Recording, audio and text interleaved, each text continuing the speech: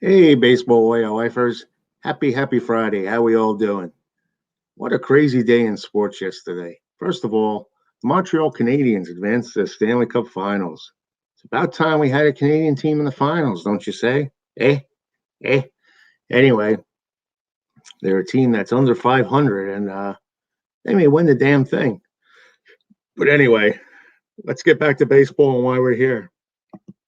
How about those no hitters and near no hitters yesterday? The Chicago Cubs, baby. They throw a record tying no hitter. Yes, it's the seventh no hitter of 2021, which ties the modern era ALNL mark set in 1990, 91, 2012, and 2015. Crazy, isn't it? And we're only in June. Now, it was the 17th no hitter in Cubs history. Now, who remembers the last one? Yes, it's Alec Mills, and he did it last season against the Brewers. So no hitters are becoming the norm here. It's unbelievable, wouldn't you say? And you could tell. Were you watching the game yesterday? It was on TV on MLB Network, and I don't know if you saw any of it, but it was crazy. You kind of knew that something was unfolding and something special was happening. And anytime the Dodgers connected on a pitch, the crowd roared in hopes that the team's first hit would land anywhere. But it seemed like no matter where they hit the ball, the Cubs were placed perfectly to catch anything hit in the air or the ground. Isn't that the way baseball is in 2021? It's all about positioning. And isn't that one of the real reasons why hitting averages are down? Because these batting stances and I should say these shifts actually figure out where the ball is going to be hit. I mean, it's so scientifically advanced now that you can almost predict where a player is going to hit the ball. It's crazy. And it just seemed like yesterday was one of those days. And it's funny because it didn't look like it was going to happen that way because Zach Davies, he had a pitch count of up to 24 after he faced 5 batters. And that was including an 8-pitch at-bat to center fielder Cody Bellinger, and that resulted in the second walk of the inning. But then the right-hander, I like Zach Davies. He's unique. He's a pitcher. In this day and age, he's actually a pitcher because he doesn't throw hard, and that's just good to see out there. And he handled the Dodgers with a mixture of sinkers and changeups, and he is a good pitcher. When he's on, he's unbelievable. I've seen him pitch a couple times this year, and I've been impressed. And then once he got through that first inning, he was untouchable. Over the next 70 pitches, they just couldn't hit him. Now, he did finish the game with 5 walks and 4 strikeouts. Now, see, I'm not a fan of no-hitters when there's walks involved. Part of me is old school. Part of me is not old school. I think a base runner is a base runner. So when you give up 5 walks, it's giving up 5 hits. That's why I think in this day and age, to me, what's more impressive is actually seeing a no-hitter with very few walks, or for a matter of fact, how about a perfect game? That's really the accomplishment for me these days. No-hitters are nice, but it always seems like there's no-hitters that happen because of a little bit of luck involved. And it's always like a 1 or 2 great defensive plays that save everybody. But when you give up 5 walks or so, to me, it's not that great an accomplishment, but that's just my opinion. Everyone has different opinions, and I'm curious as to what yours would be. But the bullpen came in, and they didn't give up hits. You had Tepera, Chaffin, and Kimbrel come in, and each one said that they were unaware of the no-hitter. Now, I find that hard to believe. As a pitcher, either you're into the game and know what's going on, or you're just oblivious and waiting to come into the game. But if they say they were unaware of it, they were unaware of it. And then they pitched the final 3 innings, and they each walked 1 batter to contribute to the Cubs' total of 8 free passes. Now, you see, this is where it bothers me a little bit. You walk 8 guys and get a no-hitter, and it's celebrated and splashed all over the headlines. Great accomplishment, great accomplishment. But to me, is it really a great accomplishment when that happens? Uh, Again, not taking anything away from the accomplishment, a no-hitter by the Cubs, but to me, it's not that big a deal. Call me crazy, but don't call me late for dinner. But I don't think it's that big a deal. Now, in Tepera's seventh inning, he retired Albert Pujols and A.J. Pollock on 9 pitches before issuing Gavin Lux a walk on 4 consecutive balls. And 3 pitches later, Austin Barnes lined out to end the inning and paved the way for Chafin in the 9th. And Chafin had the hardest probably call of it all because he had to face the heart of the order with the Dodgers, Mookie Betts, Max Muncy. And he recorded the first out on 5 pitches and then battled an 8-pitch at batting with Betts. And that's when he knew this was going to happen, I think.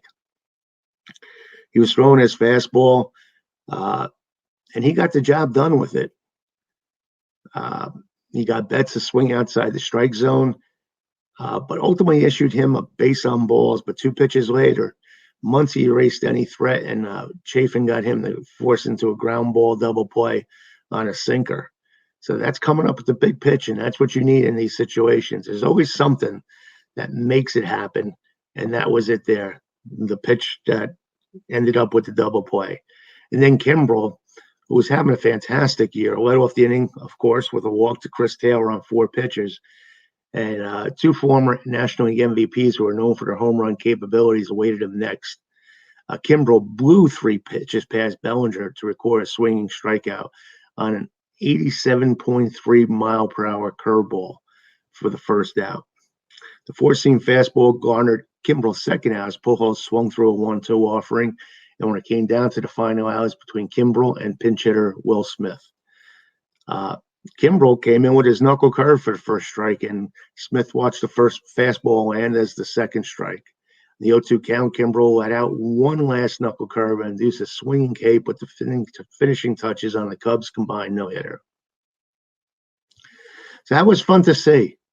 You're probably asking who was the last team to pitch a combined no-hitter.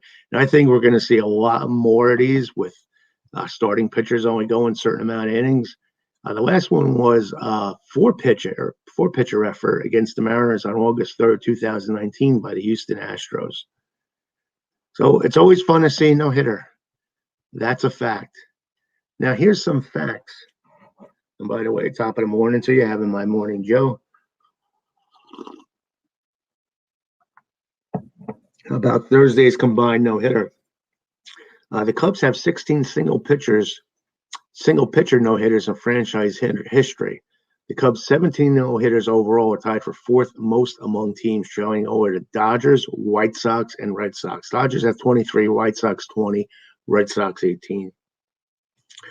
Now, the last no-hitter thrown by an opponent Dodger Stadium, who remembers this one?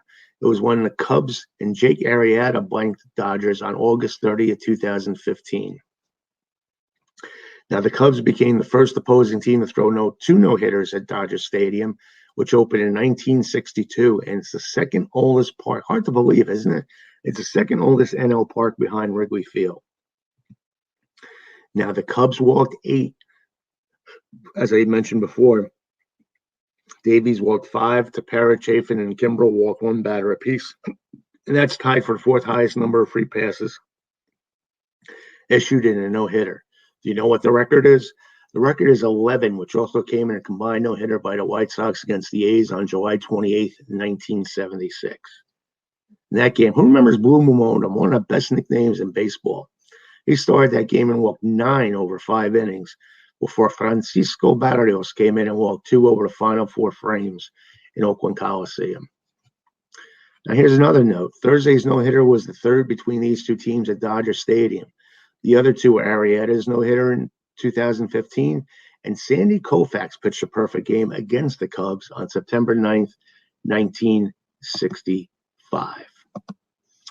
Now, the Dodgers are the first reigning world champion to be no-hit since the 2013 Giants were no-hit by the Reds' Homer Bailey on July 2nd. Others in the last 50 years were the 2012 Cardinals, 1990 Athletics, 1974 Athletics, and 1973 Athletics. Now, this is six times a road team has thrown a no-hitter this year, and that extended the record for most in a single season. Of course, some of that is probably expected. It's a given. Consider that we've matched the record for no-hitters total, but this was already the most road no-hitters at 5. Now, this was the 7th no-hitter this season, and that tied the modern era since 1900. The AL and the NL record also done in 2015, 12, 91, and 90, like I said before. The overall record is 8 in 1884, but it is worth noting that the season was before the mound was even moved to its current distance, which happened in 1893. So what we're seeing this year is just rewriting the record book like you would not believe. Now, the Dodgers had MVP winners Mookie Betts, Cody Bellinger, and Albert Pujols in the lineup, and they still got no hit. This is the first time a team has been no hit with 3 or more MVP winners in its starting lineup, according to stats. It's worth noting that the MVP award began in 1931, and not many teams have had 3 MVPs to begin with. So that is phenomenal. But like I said, what was funny was the Cubs bullpen didn't even know this was happening. But Chafin even said, I'm sitting there with a couple of trainers, and there was stat on the bottom of TV saying something about there's been 6 no-hitters already this year. I started talking to the other pitchers about it, and I turned around. They were both looking in the opposite direction. Then he said, wait, why should they be showing a stat like that at this point in the game? And then he said, oh, shoot, I just might have ruined it for us. Well, it didn't ruin for it, but it was quite an accomplishment. And again, congratulations to the Cubs. They walked 8 guys. But no matter what, they won. They won. And you know who didn't win? Nick Pivetta and the Red Sox yesterday. They were flirting with a no-no. So it was a crazy day yesterday. But at the end, the Rays not only broke up the no-hitter, they won the damn game. And then Nick Pivetta was carrying a no-hitter into the 7th inning. And the bullpen for Boston carried it into the 8th inning. Manuel Margot scored from third base on a wild pitch by Red Sox closer Matt Barnes with 2 outs and 9 to give the Rays a walk-off 1-0 lead. And that put Tampa Bay back in first place, 45-31. And they're a half game ahead of the Red Sox. Weird way to win a ball game, but that's all you got to do sometimes is win weird, win ugly. Remember the Chicago White Sox the old days, winning ugly? Now, it shows you how rare it is to win a walk-off on a wild pitch. It's only the 4th time in Rays history that it happened. And it's the only time they ever did it where it was the only run in a game. Nobody in the majors had won in that fashion since the Marlins beat the Tigers that way to secure a no-hitter for Henderson Alvarez on the final day of the 2013 season. Now, after Barnes retired the first 2 batters in the 9th, Margot smacked a single to left. That was just the Rays' second hit of the night. The speedy Margot had the green light and took a shot, stealing second and hustling third after an errant throw by catcher Christian Vasquez bounced into center field. And Margot even said, we really didn't have an offensive attack going, so we were just trying to be aggressive. So they scratched out a run. They did it the old way. They clawed for that run. And you got to give them credit. Great job. But what are you going to do? Now, Jim Renouille says the Angels had 82 Angels had 4 MVPs and didn't get no hit. I'm going to have to look that up. I'm not sure about that. And Jan also says, I think there are more no-hitters than batters hitting for the cycle. I'm not sure about that either. So I love it when you guys ask these questions and it makes me think. So I'm going to have to do some research on that. The Angels had 4 MVPs and didn't get no hit. I got it now. So it shows you the Angels, it's just a matter of circumstances, really. It could be an old retired player. It could be a new guy in there, what have you. But I guess what happened yesterday was noteworthy. And I'm sorry I misread that, Jan. I get you now. But getting back to the Rays game, that division is becoming so crazy, isn't it? I mean, the Rays are in first place now, but look who's making a move. And you know what it seems like what's funny right now is that the teams that are making the moves now are the teams that are red hot. I mean, a lot of people almost had the Yankees dead and buried, but they've gained so much ground now in the past 10. If you go, I like to do the 10-game stretch, and you can always look that up easily when you look in the standings, how a team's performed in the last 10 games. And the Yankees are on fire. And they've gained 4 games in the last 10 games now. The Rays have gone 3-7, and the Yankees 7-3. And now they've cut that deficit down to 4 games, I should say. And Toronto is only 5.5 games. So it's basically whoever gets hot seems to be taking the impetus and getting close. I mean, White Sox were 5 games up on the Indians, and now it's down to 2, as the Indians have gone 7-3, and the White Sox 4-6 in their last 10. And how about those Astros? In Fuego, 11 in a row they've won. And in their last 10 games, they've gained 4 games on the A's and passed them by. They were 2 games under, 2 games behind the A's, and now they're 2 games ahead. And what's happened with the Washington Nationals? People were saying, oh, they're going to be sellers. Scherzer's going to be traded. Well, guess what? They're only 3.5 games out. They've gone 9-1 in their last 10 games. And the Mets are 4-6 in their last 10. So the Nats have gained 5 games on the Mets, and now they're in second place, 3.5 out. Philly's 5, and Atlanta's 5.5. It's going to be crazy to see what that division is going to be with all the Mets and their injury problems, but we'll see what happens. I think the healthy team may actually end up winning that division, whoever that may be. Now we got a dead heat for the Central Division, the Cubs and the Brewers. And they've both gone 4-6. No one seems to be taking that division by the storm. The Reds had a chance to gain some ground in the last 10, but they only gained 1 game by going 5-5. Everyone in that division in the last 10 games has been under 500, 4-6, except for the Reds at 5-5. And just when you think the Giants are going to start faltering, well, they're not. They are now 8-2 in their last 10 games. Holy smokes. What's going on with that team? Really impressing me, 8-2. And right now, they have the best record in baseball at 48-26. They go 500 the rest of the way. They're finishing 92-70. That's probably going to be good enough to get a wild card. So way to go, Giants. Just keep it up. Try to keep up that pace, and you'll be in. Dodgers and Padres are both 4.5 out. And they would be the 2 wild cards now. That'd be one hell of a wild card game. Be interesting to see who has home field in that. I'm way ahead of it now. But so excuse me for that. But one of the reasons why the Nats are on fire, let's give a handout to Kyle Schwarber. Oh my God, I was watching him against the Mets, and this guy put on an exhibition. And he just signed a 1-year deal. What a pickup. It's not necessarily these big contracts that are going to do it all the time. It's these guys who sign the 1-year deals. And after the 2020 season, and he had a bad year with Chicago, Schwarber even told General Manager Mike Rizzo, I'm going to give you everything I've got. I'm going to invest myself into winning. And 6 months later, he's transformed himself into one of the hottest hitting players in all of baseball, following a recent shift to the Nats leadoff spot. He's been driving force of their turnaround, which includes a 5-game winning streak, victories in 10 of their last 11 games, and a 500 record. 36-36, that ranks second in the NL East after Thursday night's 7-3 win over the Marlins at Lone Depot Park. He has been the spark that the Nationals have needed. And he belted a leadoff homer and followed up with a 3-run shot in his next at-bat the following inning, bringing his season total to 21.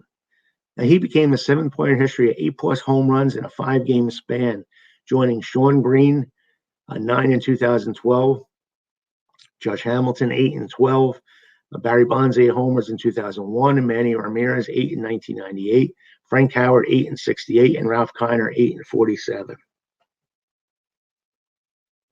And now Schwarber joins that elite list of Vlad Guerrero Jr., Shohei Ohtani, Fernando Tatis Jr., Ronald Acuna Jr., Adolis Garcia, and Matt Olson with at least 20 home runs this season.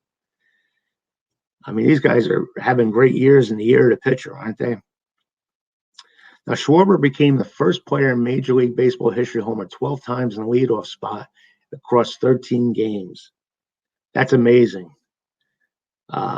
And get this, among Nationals team history, he passed Trey Turner 4 in 2017 for second most leadoff home runs in a single season. Alfonso Soriano holds the record with 9 in 2006. The Nationals are seeing the payroll of Martinez's lineup adjust to the offense. And Joe Ross was the benefit yesterday. He got the benefit yesterday through 7 shutout innings with 8 strikeouts. And he improved to 4-7 with 4.12 ERA. Schwarber's been bouncing. Last year he batted 188 with 11 homers and 191 at bats with the Cubs. And he's returned and exceeded his 2019 form when he belted 38 homers and 529 at bats. Way to go, Kyle. He's emphasized that he's not aiming to go yard in every at bat, but the rhythm he has, and he is locked in, folks. It almost seems like he expects to hit a home run, and that's always good to see. When stuff like that happens in baseball, it is good to see. Now, what is happening in our baseball group? Don't you? I love this baseball group, by the way. I'm so glad to be part of it. I'm so glad you guys are members of it. And if you're watching this YouTube cast and you're not a member of the group, please do join. It's Baseball Way of Life. And do me another favor. If you're enjoying this YouTube cast, please subscribe. We'd love to have you aboard. You'll be notified every time stuff comes up. And I'm going to be I take trips to the ballpark and everything. I'll be throwing videos up of my trips to the ballpark. And occasionally I'll sprinkle in some other stuff in there. Like last night, I did a little brief excerpt on the Canadians making it to the Stanley Cup Finals, and what an accomplishment that was considering the kind of year they had. But it's fun stuff like that I like to talk about. So please, you're more than welcome to subscribe and join the group on Facebook. We would love to have you. Now, I'm just going to scroll through the group here at this point. Just see what's going on, what you guys are talking about. So bear with me. If you want me to sing while I'm looking through here, I'll do that. But you probably don't want to do that. I guess this was a good one. I asked, what are your fondest memories of Harry Carey? You guys had some really classic answers, and I'm going to share some of them here with you. John Richard Fabiani said 7th inning sing-along. Bill Babcock says meeting him at a restaurant a few months before he died. I bet that was a great experience, Bill. Adrian Adams said him pronouncing Hideo's first name as Hideo. Mike Cambruzzi says the 1967 season in St. Louis. Chris Alechko says his broadcast from the center field bleachers. You always knew when they were going to do a shot at him because a broom would knock off all the empty beer glasses down. That means you're almost on the air, right, Harry? They always stop to go to him after the 5th inning, except for the 7th inning stretch. Chad Odom says, homesick from school watching WGN in the middle of the day. Mike Walton, I guess this is what Harry would say. Look at that guy in the sombrero. My Harry Carey imitation is bad. Actually, all my imitations are bad. So I do apologize in advance for that. Please forgive me. And then him saying, Don Kecko, Sosa spelled backwards as Asos. George Funk says, this is the first time I've seen her with her pants on. Ted Mack Rogers says, when he was with the Cardinals in the 1964 World Series record album, the team made from the 64 championship season. It was just about all Harry's audio throughout the season. Frank Nebbia, none. Even though I was and still am a Cub fan, I never understood the adulation that was heaped on him when he was with the Cubs. He was way past his prime as a broadcaster. His malaprops and his fascination with people in the stands, in particular a young woman, was a distraction and lended nothing to the game itself. He was the world's biggest narcissist. His regaling of his time drinking on Rush Street got real old. Then Jonathan Traum says, when people said that the reason the Cubs traded Rafael Palmeiro was because Carey couldn't pronounce his name right and kept calling him Palermo. Jim Carruthers basically says, simply, great Cardinals announcer. Anthony Morosco says, can't think of anything. Sorry. Dominic D'Agostino says, seventh inning. Mike Butonic Sr. says, his partnership with Jimmy Pearsall is one of the best ever. What a pairing that was, huh? George Dillo says, listening to Jack Buck and Harry on KMOX. Jay Sherrard said, Harry was kind of like my babysitter. Mama got cable in the mid-1970s. She would put me in front of the TV while she did her seamstress stuff. Needless to say, I'll die a Cub fan because of Harry. Howard Millman says, when he was drunk and fell down. Maurice Dose says, when I called him one night and with his distinct voice said, sorry, pal, you've got the wrong number. And I wanted to say is thank you for your autographed picture you sent. I was 18 at the time. First time collecting and received when I was 17. Then Ed Marks with a good story. He says, 3 weeks before he died, Harry was gracious enough to take a picture with my brother and I, even though he was being told by his people he was late. Never will forget that. He was one of us. Nick Spiro simply shows a picture of Falstaff can of beer and says Falstaff. Rick Malk has a picture of a topless Harry broadcasting from the bleachers. Paul Good says, singing the 7th inning stretch, take me out to the ball game twice in a long 17-inning game with my friend Jeff Dudeville in 1992 in Wrigley Field. This is a good story from Chip Ramsey. He says, the whole game, Harry was telling his White Sox broadcaster partner Bob Walker about how great the ribs in Kansas City were. After the game, Harry promised to take Bob out for ribs. Kansas City put up a 7 spot in the bottom of the 8th to bowl a 5-0 White Sox lead. And going to break, they didn't cut Harry's mic quick enough. You heard him say, we'll be back with the score Kansas City 7 and the White Sox 5, and you can forget about those damn ribs. Bob Cred says, I met Harry, great guy. And then Dan Malloy gives you a Harry funny. He says, how can Jorge Orta lose a ball in the sun? He's from Mexico. And Mike Nangle says, so many. However, my favorite was this. I went to a Notre Dame football game with my father and brother. I was 21 at the time, and Harry was with the White Sox. After the game, we stopped at the local bar, and Harry and a bunch of people were sitting at a table that we passed on the way to our table that was more in the back. When it was my turn to get a picture of our table, I went to the bar, and as I passed the table, I introduced myself to him, and I told him I was a big fan. He introduced me to everyone as if we were old friends. I had a drink with them, and by the time I got to my table, my brother and father, who hadn't had any beer at the table for about 15 minutes, asked me where I'd been. I got to say, I just had a beer with Harry Carey. What a great story. What a great story. And it's like, I'm so glad you guys, like when we have these kind of questions, can actually add your little expertise or side stories to it. It makes it so much fun to read these. And I know I'm not the only one who's enjoying them. So I do want to thank you all for that. And then we'll do one more question that was posed in the group. It was a feud question. We do the feud every day. So for your TV programming, 7:30 on Baseball Way of Life, we have the feud. Check it out. Check it out. I asked, what is your all-time favorite baseball book? And we got some dandies. And actually what I did is I actually bookmarked this little thread. And the books that I haven't read that you recommended, I'm going to make it my patriotic duty to read them. Now, I do a lot of reading probably during the off season, but I'm looking forward to reading all these books that I haven't read that you guys suggested. And I thank you for that. Robert Hinshaw said, Boys of Summer by Roger Kahn. Rafael Maya said, Ball 4. Barry C. Capps says, The History of Cooperstown.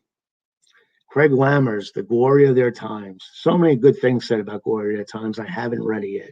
I know. I should be punished. Esmond Stein says, My Life in Baseball's Fast Lane. Tim Raines. Todd Flanagan says The Bronx Zoo by Sparky Lyle and Pete Golenbeck. Richard Sanders says Beyond the Seventh Game by Pete Gammons. Jim Basile says My Turn at Bat. Harvey Porter says The Summer Game. Maxwell Cates, our Jeopardy resident Jeopardy expert, says Shutout, a story of race and baseball in Boston. Rick Brewer says Baseball in the Garden of Eden. John Paul says The New Baseball Bible. Flossie Parisi, Joe Curcio. I guess that's all one name. Hell of a name. Dynasty by Peter Golenbeck. Leon DeHaven says You Gotta Have Wah. Steve White says Bottom of 33rd. I heard that's a really, really good one. Harold Campbell comes up with 8 Men Out and Ty Cobb, A Terrible Beauty. Rich D'Ambrosio says Babe by Robert Kramer. Kenneth Wingate wants to punch out those numbers. He says The Baseball Encyclopedia. Scott Middlebrooks is still searching for that book. He says, I haven't read it yet. Vernon Reese, The Kid Who Batted 1,000. Jim Carruthers, The Great American Baseball Card Flipping, Trading, and Bubblegum Book. Mark Farmer says Catcher in the Rye. Is that a baseball book? Oh, well, we'll find out. Chip Ramsey says Bums. Anthony George says K by Tyler Kepner. Marvin Duchot says Shoeless Joe by W.P. Kinsella. Ron Warnick loves Vec as in Rec. Bill Mosby says Good Enough to Dream. Joey Buckhold says One More Around the Park by Roger Angel. Daniel Moore says After the Miracle by Art Shamsky. And Mike Biandilolo says, Really, I enjoyed If at First by Keith Hernandez. George Torrey's book was in-depth and a worthy mention. All good stuff. So, again, this is the type of stuff we talk about in the group, and I love to talk about it here. I hope you don't mind me sharing your thoughts and comments here. And like I said, my ideal thing right now, like I said, I want to keep improving this. I want to talk about the hot topics of the day in the morning, almost like a cup of Joe, a breakfast with baseball type of thing. A cup of Joe, maybe we'll talk about, 2 or 3 hot stories in baseball and touch on 1 or 2 subjects in the group. Like I said, hopefully one day we'll actually have people on here. We could do a simulcast with a couple people. We could do like a Zoom cast on StreamYard. And like I said, the sky is limitless. It's going to evolve. This is going to evolve, and we're going to make it happen. So again, thank you for all your support. Please subscribe to this YouTube channel. Like the video if you like it. And if you're not a member of the baseball group, the Baseball Way of Life, please do join. We would love to have you. So for now, if I don't touch base with you, I may check in later on. Could be a baseball related thing. Maybe like yesterday, I'll throw you off for hockey. I'm not sure. But we'll be around. And enjoy the day. The weekend's here. TGIF. Beautiful weather here in the East. And enjoy it. Summer, it's baseball season. We're really heating up. It's getting to that point now where we're figuring everything out. And it's good to have a full season, not like last year. This is real. The fans are back in the stands. And a crazy day every day. Every day is a crazy day. Just like yesterday with the Cubs no-hitter. And the near no-no with the Red Sox. And the Rays winning that damn game. That shows you the beauty of baseball. On any day, you don't know what's going to happen. So again, thank you all for watching. And we'll talk soon. Have a great one.